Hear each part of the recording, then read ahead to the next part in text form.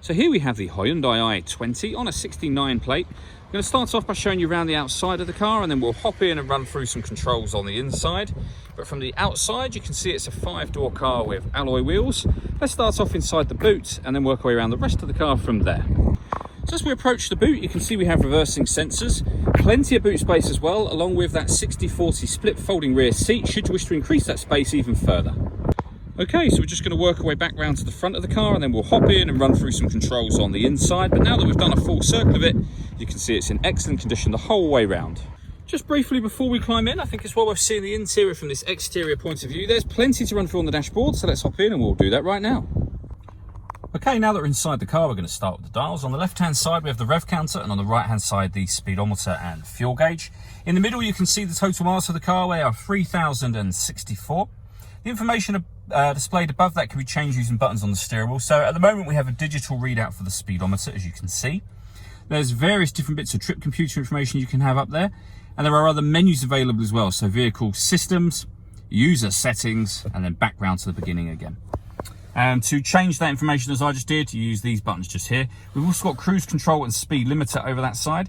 On the left-hand side, we have stereo and phone controls, including voice activation for the phone. So hit that button, ask it to dial anyone in your contacts list, and it will do that for you without you having to take your phone from your bag or pocket.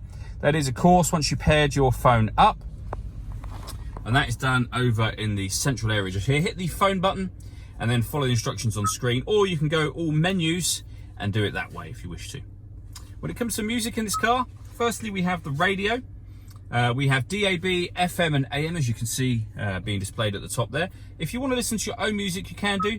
Go back to the main menu, the media tab, which is greyed out at the moment. Hit that and you can listen to music via auxiliary input, USB input. You can also stream your music wirelessly via Bluetooth audio as well.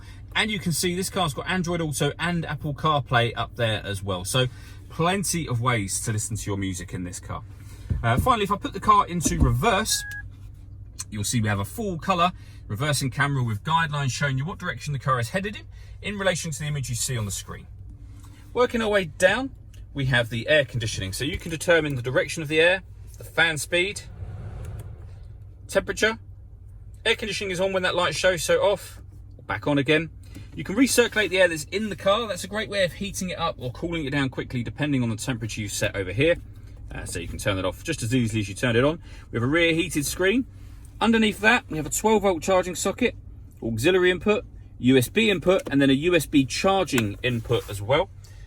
A 5-speed manual gearbox. And then finally, these two buttons just here. So that one, first of all, turns off the parking sensors. And this one turns off the stop and start. This car's designed to cut out when it's stationary in traffic to save you fuel. When that light shows, that system is turned off. All that leaves me to say is thank you for taking the time to watch this video.